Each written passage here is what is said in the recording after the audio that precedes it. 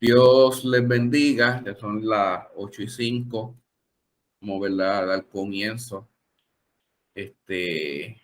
para poder verdad terminar por lo menos con esta doctrina, la doctrina de Jesús, como primeramente a clamar a nuestro Padre Celestial para que sea verdad el que dirija el estudio desde el principio hasta el fin, que abra nuestro entendimiento y que sobre todas las cosas, pues su palabra vivifique nuestras vidas y nos lleve, ¿verdad?, un entendimiento completo, ¿verdad?, sobre su escritura. Vamos hacia orar. Amantísimo Padre Celestial, delante de tu presencia, venimos ante ti alabando y glorificando tu santo y bendito nombre, Jehová. Nos llenamos de tu presencia, Señor amado. Mira a tus hijos aquí presentes, Señor amado, Jehová. Glorifícate de manera especial, obra, Señor amado, Jehová. Llénanos de tu presencia, Señor amado. Conocemos, Señor amado, que tú eres un Dios grande y poderoso y que tú has de glorificarte en nuestra vida. Gracias te damos y todo te lo pedimos en el nombre de Jesús. Amén. Amén. En la lección anterior, ¿verdad? Comenzamos la doctrina de Jesús, hablando, ¿verdad?, de Jesucristo. Y mencionábamos, ¿verdad? Hablamos sobre lo que es su deidad. Y cuando hablamos de la deidad es que posee todos los atributos de Dios, pero también hablamos, ¿verdad?, sobre la parte humana de Jesús. Hoy continuamos, no, ¿verdad?, no dar el resumen, porque quisiera terminar esta doctrina en este día. Y quiero entrar, ¿verdad?, sobre lo que es la persistencia. Persistencia significa que existió antes de su nacimiento.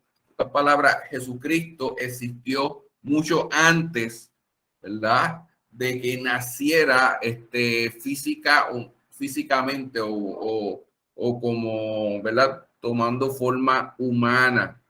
Solo vemos, ¿verdad?, en Juan, libro de Juan, capítulo 1, del versículo 1 al 2, que dice: en el principio era el verbo era con Dios y el verbo era Dios.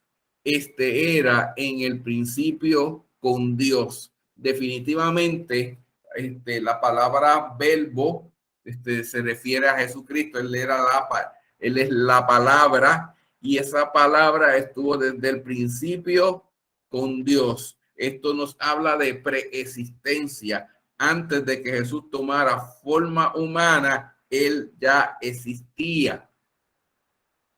También vemos, ¿verdad?, a Jesucristo con su actividad como creador. Jesucristo es el creador. En el mismo libro de Juan, capítulo 1, versículo 3, todas las cosas por él fueron hechas y sin él nada de lo que es hecho, ¿verdad?, fue hecho. Aquí nos da a entender que todas las cosas, todo lo creado fue hecho por Jesús, por Jesucristo. También vemos a Jesucristo en el Antiguo Testamento, y esto ya lo habíamos estudiado anteriormente. En el Antiguo Testamento, Jesús, ¿verdad?, se le conoce como el ángel de Jehová. Siempre, ¿verdad?, que se refiere al ángel de Jehová, estamos hablando de Jesucristo en el Antiguo Testamento, y es el único ángel que aceptaba adoración. Ese detalle es importante. Los ángeles no aceptan adoración. Muchas veces cuando cualquier persona se postraba, ellos inmediatamente reprendían y decían: no, nosotros somos consiervos. Ellos no aceptan adoración. Pero cuando es el ángel de Jehová, ese sí acepta adoración. Por eso es que el ángel de Jehová es Jesucristo y aparece, ¿verdad?, dentro del Antiguo Testamento. Esos tiempos, ¿verdad?, los tiempos del Antiguo Testamento, si vamos al libro de Hechos, capítulo 17, versículo 30, nos dice: pero Dios, habiendo pasado por alto los tiempos de esta ignorancia. Ahora manda a todos los hombres en todo lugar que se arrepientan. Hay unos tiempos que se llaman tiempos de ignorancia. Los tiempos de ignorancia podemos conocer cuando el hombre, ¿verdad?, estaba en pecado, ¿verdad? Era un tiempo de ignorancia, pero también los tiempos de ignorancia son aquellos de los cuales el hombre, ¿verdad? Todas las figuras que eran tipos de Cristo, como el tabernáculo, tipo de Cristo, diferentes personajes, Moisés, Elías, los profetas, muchos personajes eran tipos de Cristo, eran una sombra de lo que iba, ¿verdad?, a cumplirse en el Nuevo Testamento. Ese tiempo que todo era por sombra, que todo era por tipo, eran un tiempo de ignorancia hasta que llegó la revelación cuando Cristo, ¿verdad?, tomó forma humana y cumple, ¿verdad?, con todo el pacto, con todo lo que llamamos, ¿verdad?, con todo el ritual, con todos los rituales que él los abolió, ¿verdad?, lo que es la ley ritual por medio del sacrificio de él. Definitivamente aquellos tiempos que eran una sombra de Cristo eran unos tiempos de ignorancia porque no había una revelación completa. Cuando hablamos, ¿verdad?, de la encarnación de Cristo, ya en el Antiguo Testamento ya se profetizaba. Si vemos el libro de Isaías, Isaías profetizaba de Jesucristo. Isaías 9, versículo 6, versículo muy conocido, porque un niño no es nacido, hijo no es dado, y el principado sobre todo hombre se llamará nombre admirable, consejero, Dios fuerte, Padre eterno, príncipe de paz. Y miren todos los títulos, ¿verdad?, de Jesucristo: admirable, consejero, Dios fuerte, Padre eterno, príncipe de paz. Toda esta profecía es una profecía mesiánica sobre el nacimiento de Jesucristo. No tan solamente eso, Isaías también profetizaba sobre el nacimiento virginal, ¿verdad? Isaías 7:14, por tanto, el Señor mismo os dará señal. He aquí que una virgen concebirá y dará a luz un hijo y llamará su nombre Emmanuel, que significa Dios está con nosotros. Definitivamente, Isaías profetizaba que una virgen, ¿verdad?, daría, ¿verdad?, a luz, ¿verdad?, al Mesías. Isaías, ¿verdad?, muchas de sus profecías eran profecías mesiánicas. Tanto así que profecías de Isaías profetiza hasta el milenio. Isaías, como profeta de Dios, había recibido, ¿verdad?, una revelación no tan solo del nacimiento, sino hasta ya la segunda venida de Jesucristo. Y esto, ¿verdad?, es un detalle importante que el pueblo de Israel tenía las profecías para poder reconocer al Mesías. Pero la misma escritura nos dice, ¿verdad?, que a los suyos vino y los suyos no les reconocieron. Definitivamente, aunque tenían las profecías en su mano, no pudieron reconocer al Mesías. Y esto, ¿verdad?, es importante y todavía continúan hablando, por lo menos hablando sobre los judíos ortodoxos. Los judíos ortodoxos son aquellos, ¿verdad? Ustedes los reconocen, ¿verdad?, con esa vestimenta negra, que ustedes los ven, ¿verdad?, en el muro de los lamentos específicamente, clamando y orando. Ese tipo de secta está esperando todavía un Mesías. Y todavía, ¿verdad?, lo continúan y ellos esperan un Mesías. Sí, muchos estudiosos consideran, ¿verdad?, el libro de Isaías. Es más, el libro de Isaías es casi por sí solo, es una Biblia por sí solo. realmente cuando uno profundiza dentro del libro de Isaías, la revelación de este profeta fue una revelación bien profunda. En el Antiguo Testamento tomamos a Isaías, en el Nuevo Testamento con una revelación así, ¿verdad? Tan profunda, pues tomamos a Juan y hasta tomamos a Pablo, porque hasta Pablo mismo hablaba, ¿verdad? Unas palabras, un mensaje, una revelación que muchos ni entendían a Pablo, lo que él, ¿verdad? Quería exponer, y muchos caían doctrinalmente cuando trataban, ¿verdad? De tratar de explicar lo que Pablo, sabe que en el Nuevo Testamento tanto Pablo como Juan fueron, ¿verdad? Hombres que recibieron gran revelación. Juan específicamente con el libro de Revelaciones, Pablo hablando, ¿verdad? Un mensaje que tanto él mismo, sí, Pablo mismo decía a sí mismo que él no sabía si fue en cuerpo o cómo fue que pudo, ¿verdad? Llegar al tercer cielo. Él había recibido una revelación que él mismo no entendía, él mismo no entendía. Pero definitivamente tenemos que entender que Pablo recibe una revelación preciosa, y es lo que él, ¿verdad? Empezó a predicar. Ok, los propósitos de la encarnación, propósito, ¿verdad? De que por qué Jesús tomó forma humana. Primero, para revelarnos a Dios. Y ya este versículo ya se lo había mencionado anteriormente.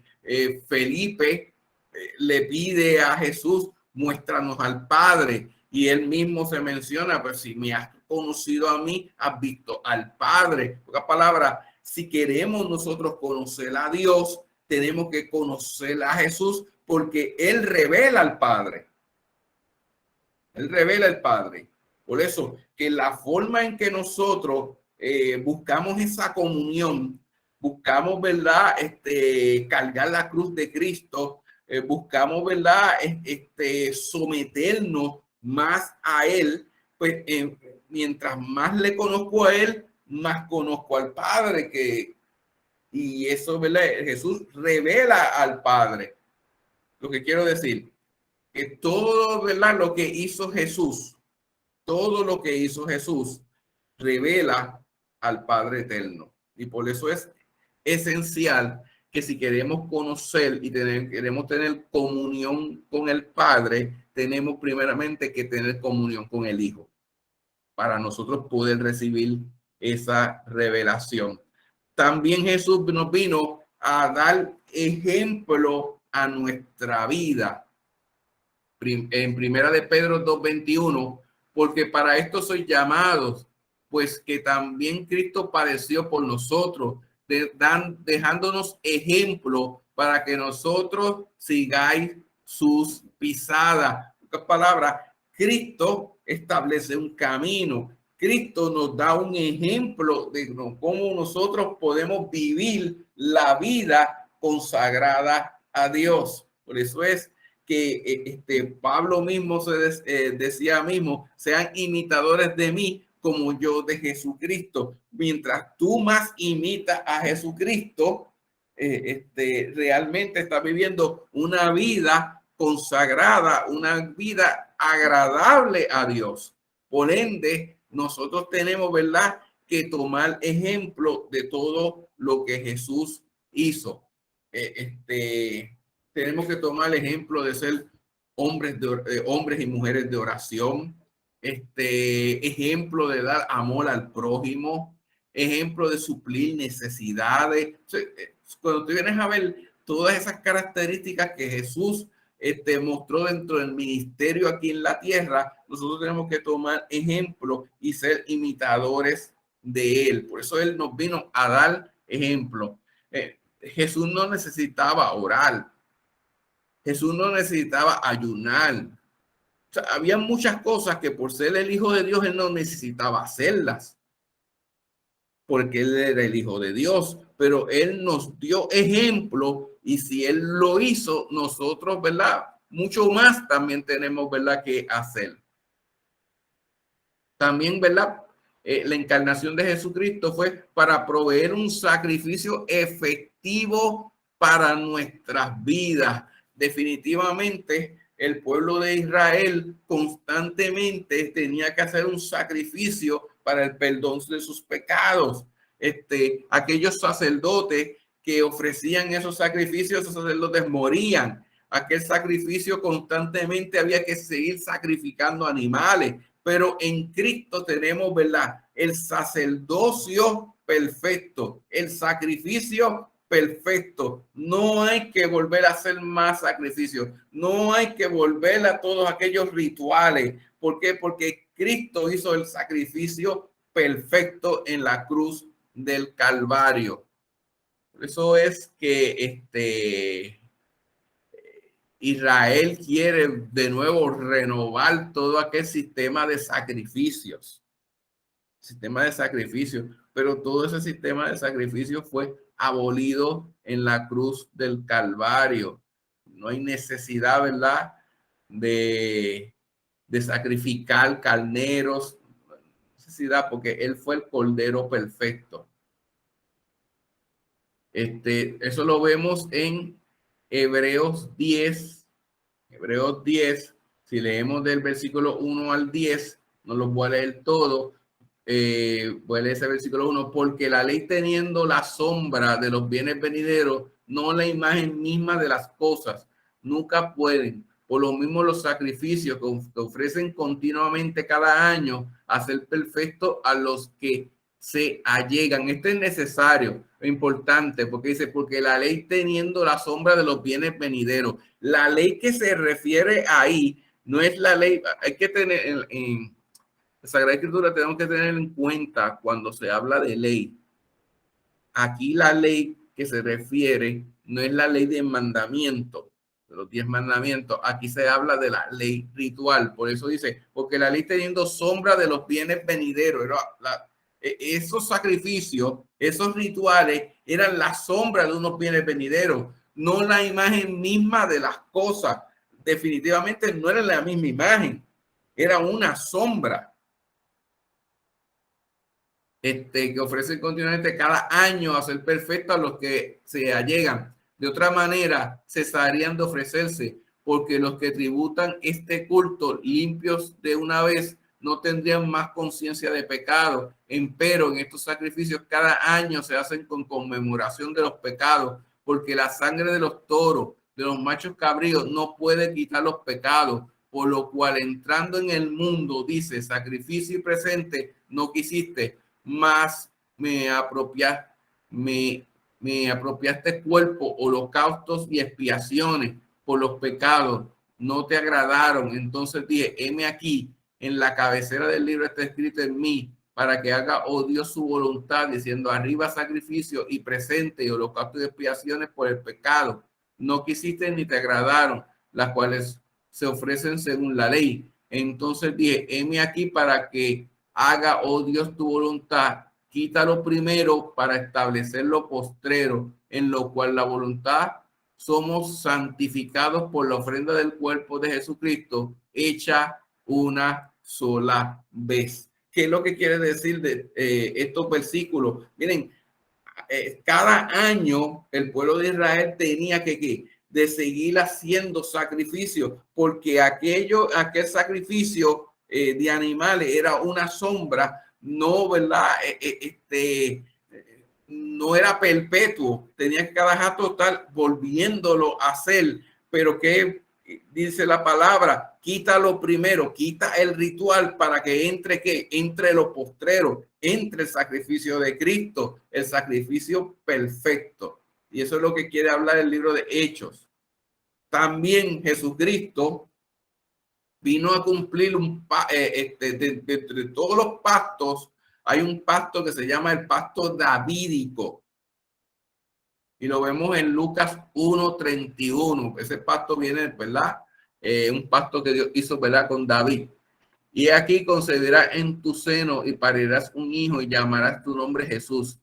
Este será grande y será llamado Hijo del Altísimo y le dará el Señor Dios el trono de David, su padre. Y ¿verdad? Este pacto davídico que hizo con el rey David sobre su trono, que permanecería, se cumpliría, ¿verdad? En Jesús. También, ¿verdad? Jesucristo encarnó forma humana para destruir las obras del diablo. Y eso lo vemos en Primera de Juan, capítulo 3, versículo 8. El que hace pecado es el diablo, porque el diablo peca desde el principio. Para esto apareció el Hijo de Dios, para deshacer las obras del diablo. Y ven, ¿verdad? Ese detalle importante. Él vino a destruir, a deshacer las obras del diablo, del enemigo. Por eso, ¿verdad? El enemigo es un enemigo derrotado, porque Cristo lo venció, deshace todas sus obras. También en Jesucristo lo vemos como el sumo sacerdote. Lo vemos, ¿verdad? En Hebreos 4, de versículo 14 al 16. Por tanto, teniendo un gran pontífice que penetró los cielos, Jesús el Hijo de Dios, retengamos nuestra profesión, porque no tenemos un pontífice que no se pueda compadecer de nuestra flaqueza, mas tentado en todo según nuestra semejanza, pero sin pecado. Lleguémonos pues confiadamente al trono de su gracia para alcanzar misericordia y hallar gracia para el oportuno socorro, ¿verdad? Él es nuestro sumo sacerdote. Y no tan solo nuestro sumo sacerdote, también, ¿verdad? Él toma la forma de juez. Y eso lo vemos en Juan capítulo 5 del 22 al 27. Porque al Padre a nadie juzga, mas todo el juicio dio al Hijo y también le dio poder para hacer juicio en cuanto es el Hijo del Hombre. Y presentan a Jesús también como juez. Tenemos que entender que en Cristo, en la persona de Cristo, cumple tres funciones importantes: la función de rey, la función de sacerdote y la función de profeta. No ha habido un hombre sobre la faz de la tierra que cumpla las tres funciones. Han habido reyes que han sido, que han podido profetizar, pero no eran sacerdotes. Ejemplo, David. David, dentro de los salmos, encontramos salmos mesiánicos con que él profetizaba, pero David era un rey, podía profetizar, pero David no era sacerdote. ¿Sabe? O los sacerdotes podían, ¿verdad?, ser sacerdotes y profetas, pero no podían ser reyes. ¿Sabe? Pero en Cristo tenemos las tres funciones: rey, sacerdote y profeta. Y en Cristo, ¿verdad? Tenemos, ¿verdad? Ya para poder, ¿verdad?, entender esta función sobre lo que es Jesús Rey. Cuando nosotros vemos, ¿verdad?, él viene del linaje, por eso digo pacto davídico, porque viene de ese, específicamente de un linaje real. Por eso Jesucristo es rey, sacerdote, porque específicamente él cumple todo lo que es el sacerdocio. Los sacerdotes en aquel tiempo, ellos tenían, ¿verdad?, un tiempo definido. Ellos morían y tenían, ¿verdad?, que los levitas constantemente sustituían a los sacerdotes. Había, ¿verdad?, una orden sacerdotal.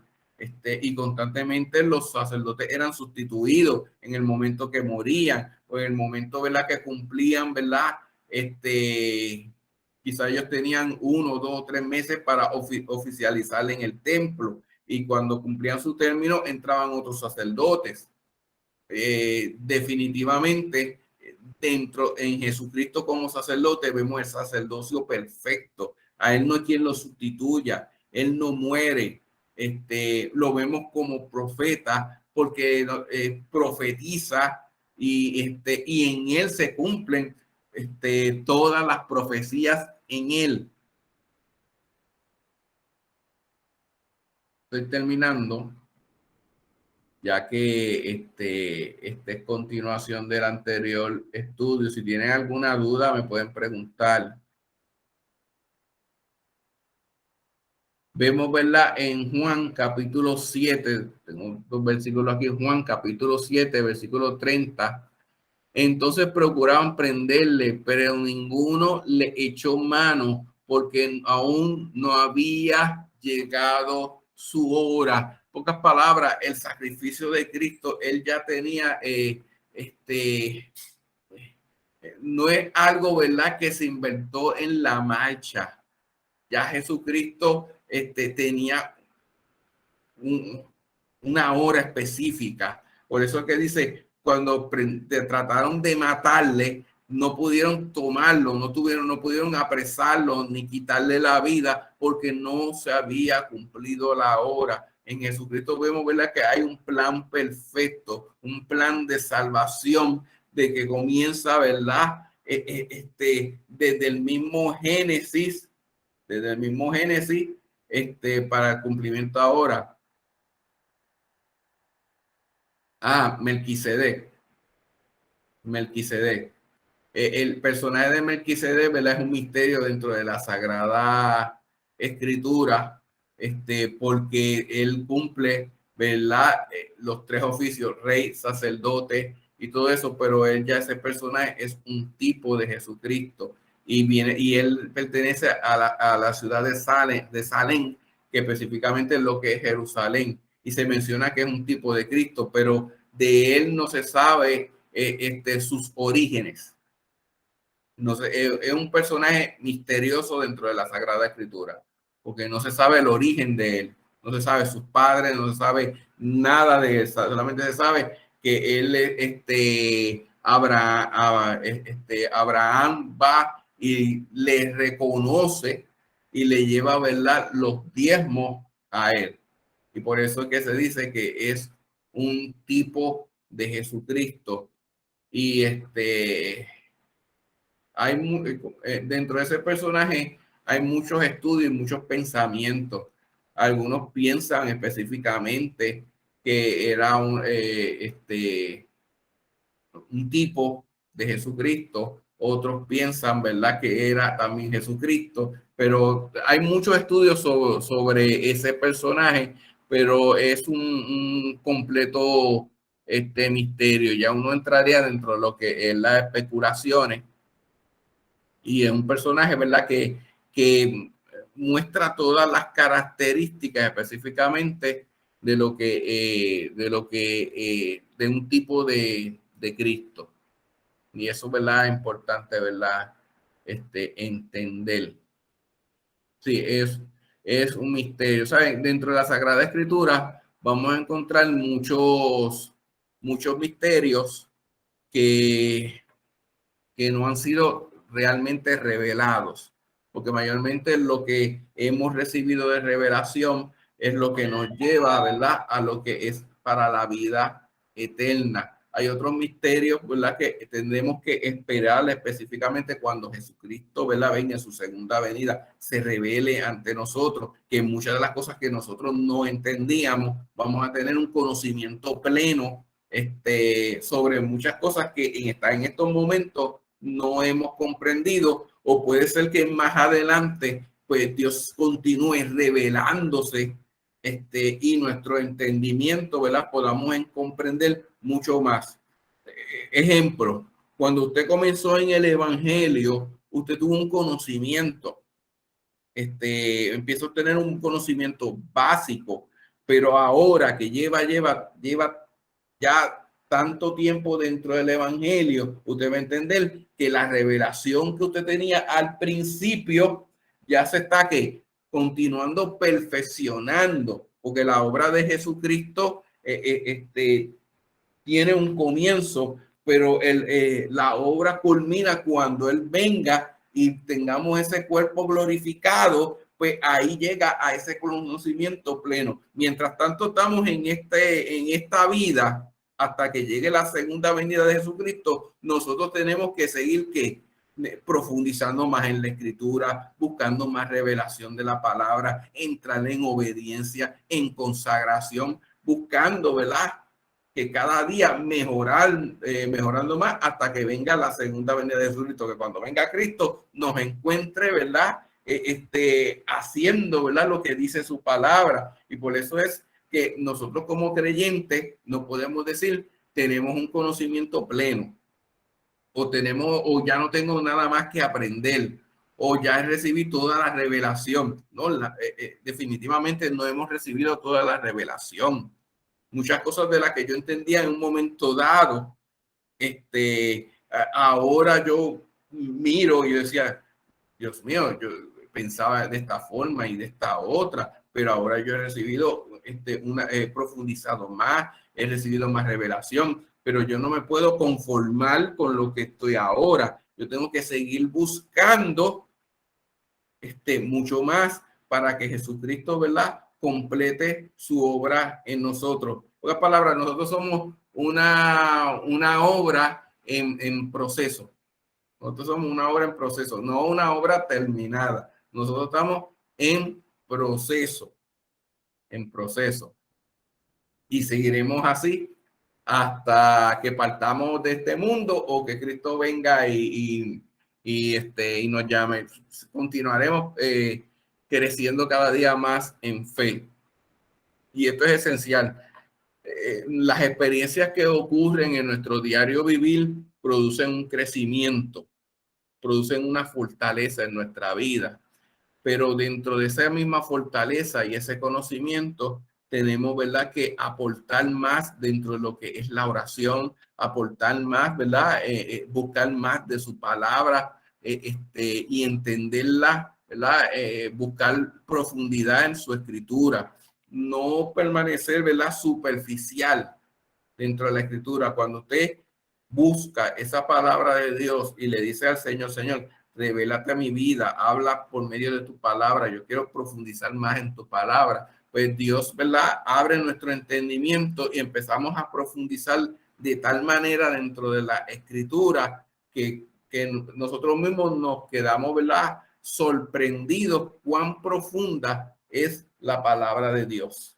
Por eso es que cuando Dios se revela en la palabra y no podemos decir, mira cuántas veces yo he podido leer este versículo, pero cada vez, ¿verdad?, que quizá Dios utiliza un vaso y trae un mensaje utilizando ese versículo, usted empieza a aprender muchas cosas más, aprender a ampliar más su conocimiento, porque la palabra de Dios es viva y la palabra de Dios es eficaz, a diferencia de otros libros. Otros libros que usted lo lee y lo echa para un lado porque ya lo leyó y ya ese conocimiento llenó su intelecto y ahí quedó. Pero la palabra de Dios es cada vez más profunda, cada vez revela algo más. Y por eso es que un versículo que tú lees hoy, mañana lo lees y Dios te habla de otra forma, quizás mucho más profunda, y es el mismo versículo, la misma lectura bíblica. Dice, pero es la misma lectura bíblica, pero si usted sigue buscando más, más usted va a encontrar. Es como un manantial que no se seca. Así es la palabra de Dios dentro de lo que es la experiencia. Yo siempre digo que la palabra de Dios es algo que no me deja de sorprender. Cada día me sorprendo más. Cada día aprendo mucho más. Pero esa obra la hace Dios. Nosotros, ¿verdad?, solamente somos un vaso. Uno no puede creer, ¿verdad?, que se lo sabe todo. Definitivamente usted va a ver a un lado que quizás haya otro vaso con una revelación mucho más profunda y uno se dice, mira, pues hay más profundidad todavía, tengo que seguir buscando más. Y eso es necesario, no podemos cansarnos de buscar en la Escritura, porque siempre hay una palabra de Dios obrando y glorificándose en nuestra vida y levantando, ¿verdad?, nuestro ser. Este versículo, ¿verdad?, para culminar, en Juan capítulo 17, versículo 1, estas cosas habló Jesús y levantando los ojos al cielo dijo: Padre, la hora ha llegado, glorifica a tu Hijo para que también tu Hijo te glorifique a ti. Y es, ¿verdad?, bien esencial que habíamos dicho, ¿verdad?, que muchos procuraron prenderle, pero todavía no había llegado la hora. Pero ya en Juan capítulo 17, versículo 1, estas cosas habló Jesús y levantando los ojos así lo dijo: Padre, la hora ha llegado. Ven que Jesús, ¿verdad?, tenía ya todo trazado. Él sabía cuando todavía no era la hora, pero también entendía y comprendía que ya la hora había llegado. ¿Sabe? Jesús dio su vida. A Jesús no le quitaron la vida. Él tenía potestad para bajar de la cruz del Calvario. Él tenía potestad, ¿verdad?, para aquellos que le difamaban, le golpeaban, y hacían y deshacían. Él tenía potestad, ¿verdad?, para quitarle hasta la vida, pero Jesús no lo hizo porque él estaba cumpliendo un plan y un propósito que es de restaurar nuestra vida. Y eso es verdad, la doctrina de Jesús va mucho más profunda todavía, pero lo esencial que en Cristo él tenía esas dos naturalezas, la divina con todos los atributos de Dios y esa naturaleza humana que pareció todas las mismas necesidades que nosotros tenemos, las padeció Jesucristo. La única diferencia que en él no había pecado. Y esa parte es, ¿verdad?, bien esencial.